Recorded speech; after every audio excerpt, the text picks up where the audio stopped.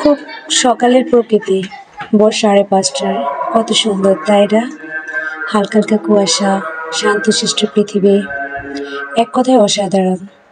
আর আমি চেষ্টা করতেছি আমার কপির মুখটা বাইরে নেব, বাইরে নিয়ে নাকি ভিডিও করলে ভিডিও ভাইরাল হয়। বহুত চেষ্টার পরে কপির মুখটা বাইরে নিলাম আমি, তারপরে একটু ঢং করে ভিডিও করলাম। আর ভাবতেছি কিভাবে একটা মাদ্রাসার ছাত্র তার মাকে হত্যা করে। বারবারই আমার মনে ভাবনা, সবসময় বুঝতাম যদিও একটা স্কুলের ছাত্র এভাবে কঠোর কোনো অন্যায় করে, একটা মাদ্রাসার ছাত্র কখনোই এটা পারবে না। সবাই যেভাবে বলতেছে ছেলেটা মাকে হত্যা করেছে, আমি বারবারই শুধু অঙ্ক মিলাচ্ছি। এটা কিভাবে সম্ভব? 500 টাকার বিনিময়ে একটা ছাত্র ছোট থেকে মাদ্রাসায় পড়েছে, সেই ছাত্রটা মাকে 500 টাকার বিনিময়ে মারবে? যেখানে আমরা সারা জনম ওয়াজ শুনে এসেছি যে একটা স্কুল ছাত্র তার মাকে অনেক সময় অত্যাচার করে, বিয়ে করার পরে দিয়ে ঘরে জায়গা দেয় না, খাবার দেয় না, কিন্তু কখনো কোথাও শুনে নেই মাদ্রাসার পড়া ছেলেরা বাবা মাকে এই ধরনের কষ্ট দিচ্ছে, আর সেই জায়গায় ছেলে মারবে মাকে। আমার কেন জানি বিশ্বাসই হচ্ছে না। তো আমার বিশ্বাসটা আল্লাহ তাআলা এইভাবে রক্ষা করবে আমি কখনো ভাবিনি। শুকরিয়া, ছেলেটার জন্য খুব খারাপ লাগতেছে। একে তো মা মারা গেল, দ্বিতীয়ত মায়ের মারা যাওয়ার হত্যার মেন আসামি সেই হলো। কিন্তু রাখে আল্লাহ মারেকে, একটা সময় প্রমাণ হয়েই গেল যে ছেলেটা তার মাকে হত্যা করেনি। আরে ভাই, ইসলামের একটা মর্যাদা আছে। এত বড় অন্যায় অন্তত একটা মাদ্রাসায় পড়া ছেলে করবে, এটা অবাস্তব।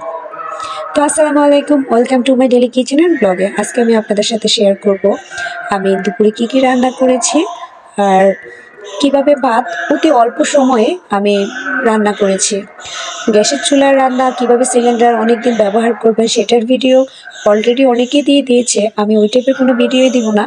আমি শুধু বলবো যে আমি একদম কম গ্যাস খরচ করে কীভাবে ভাতটা রান্না করলাম। তো আজকে দুপুরে আমার রেসিপি ছিল বোতম মাছ বোনা, আর সেই আমার প্রিয় শিম আলু আর পাঙ্গাস মাছ রান্না, সাথে থাকবে ভাত রান্না। তো দেখতে থাকুন। প্রথমে আমি যে পাতিলে বুতুম মাছটা রান্না করব সেই পাতিলে আমি বুতুম মাছ দিয়ে দিয়েছি, তারপরে আমি দিয়ে দিয়েছি আদা রসুন পেঁয়াজ বাটা, হলুদ মরিচ আর লবণ, জিরা ধনিয়া গুঁড়া দিয়ে তারপরে আমি পরিমাণ মতো তেল দিয়ে দিয়েছি। তেল একটু আমি বাড়িয়ে দিলাম যেহেতু বুতুম মাছ বোনা, আর এই মাছটা শীতকালে বোনা করলে প্রচুর ভালো লাগে। তারপরে দিয়েছি টমেটো কুচি আর কাঁচামরিচ ফালি ফালি করে। তারপরে এগুলো আমি ভালোভাবে হাতে আলতোভাবে বলতে পারি, কারণ বুতুম মাছটা একটু নরম হয়, অতি জোরে দিলে আবার ভর্তা হয়ে যাবে, একটু ভালোভাবে মিশিয়ে নিলাম খুব সুন্দর করে। দেখেন কিভাবে মিশাচ্ছি আমি। তারপরে যখন এগুলো ভালোভাবে মিশানো হয়ে যাবে তখন আমি এখানে সামান্য পরিমাণ পানি দিয়ে দেব। অতিরিক্ত পানি এখানে আমি ব্যবহার করব না, কারণ মাছগুলো এমনিতেই একটু নরম টাইপের হয়, বেশি পানি দিলে এখানে পরে গলে যেতে পারে। তারপরে এখানে আমি চুলায় বসিয়ে দেব একদম হাই হিটে। আপনারা জানেন ইন্ডাকশন হাই হিট হচ্ছে 2000 পাওয়ার। 2000 পাওয়ার দিয়ে আমি এখানে হালকাভাবে একটু নেড়ে দিব।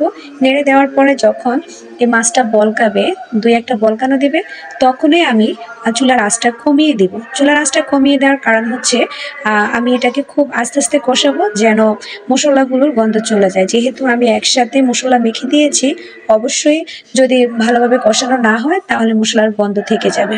মাছটা যেহেতু 2-3টা বলক দিয়ে দিয়েছে, এখন আমি চুলার আগুনটা 500-তে রাখবো। 500-তে রেখে একটা ঢাকনা দিয়ে দিব। ঢাকনা দিয়ে ভালোভাবে কষাবো।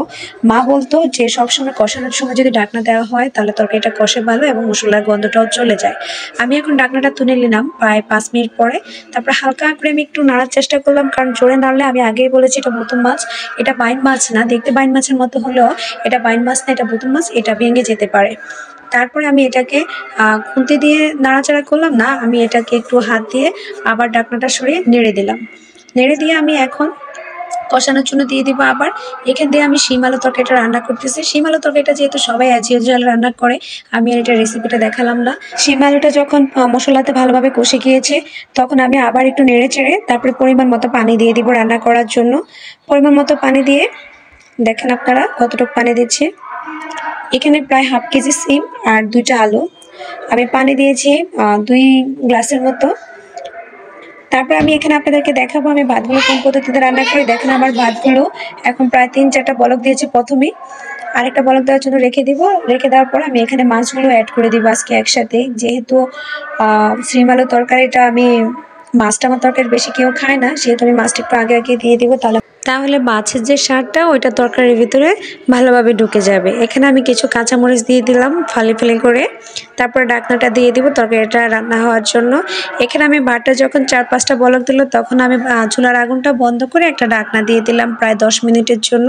আর এখান দিয়ে আমি আমার বাইন মাছটা দেখে নিলাম, দেখেন খুব সুন্দরভাবে কষে গিয়েছে, তেলটা উপরে উঠে গিয়েছে। এখন আমি সামান্য পরিমাণে একটু পানি অ্যাড করে দিব এখানে। আর আমি চুলার আগুনটা বাড়িয়ে দিব, এবার ভালোভাবে বলক দিয়ে দিব। হালকা একটু দেখবো নিচে লেগে গিয়েছে কিনা।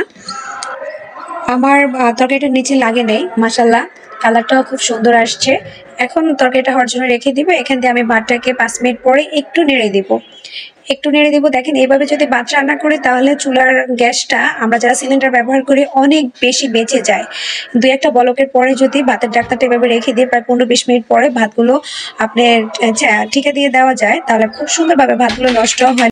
দেখেন আমার শিমালো তরকারিটা হয়ে গিয়েছে। এখন আমি ঢাকনাটাও সরিয়ে নিলাম, না হয় পানিটা বেশি বাড়বে, পানিটা শুকাবে না। এখান দিয়ে আমার বাইন মাছটাও প্রায় হয়ে গিয়েছে। এখন দুটোতেই আমি শুধুমাত্র ধনিয়া পাতাটা দিয়ে তারপরে উঠিয়ে নিব। ধনিয়া পাতা দেওয়ার পরে আমি তরকারিটা কখনোই পুনরায় চুলায় রাখি না, কারণ ধনিয়া পাতাটা বেশি সিদ্ধ হয়ে যায়, আমার কাছে ভালো লাগে না। আমি এখন ধনিয়া পাতা দিয়ে চুলাটা অফ করে দিব। দেখেন আমার মাছের কালারটা আমি পরে আবার দেখাবো, মাছের কালারটা আমার খুবই সুন্দর হয়েছে। আর এই মাছটা দিয়ে আজকে দুপুরে এত বেশি ভাত খেয়েছি যা বলার বাহিরে। আমার শিম আলুর তরকারিটাও প্রচন্ড মজা হয়েছে, কারণ আমি একদমই গ্রামীণ পদ্ধতিতে তরকারি রান্না করি বেশিরভাগই। দেখেন আমার বাইন মাছটার কালারটা অসম্ভব সুন্দর হয়েছে। আমি একটু ঝোল রেখেছি আজকে, তো আর আমি পাতুরি করে নেই, একটু বাইন মাছের ঝোলে করেছি। আমার ভাতটাও এখানে প্রায় 15 মিনিট পরে হয়ে গিয়েছে। আর সে 2-3টা বলক দেওয়ার পরে এখন আমি ভাতটা ঠিকা দিয়ে দিব। আমি আবারও বলছি এই ভাতটা শুধু ভালোভাবে ছেঁকা দিলে আপনার ভাতটা নষ্ট হবে না, কিছুই না। আর এভাবে রান্না করলে আপনার অনেকটা গ্যাসও বেঁচে যাবে। তো কেমন লাগলো আমার আজকের ভিডিওটা প্রত্যেকে একটু কমেন্টে জানাবেন। আসসালামু আলাইকুম।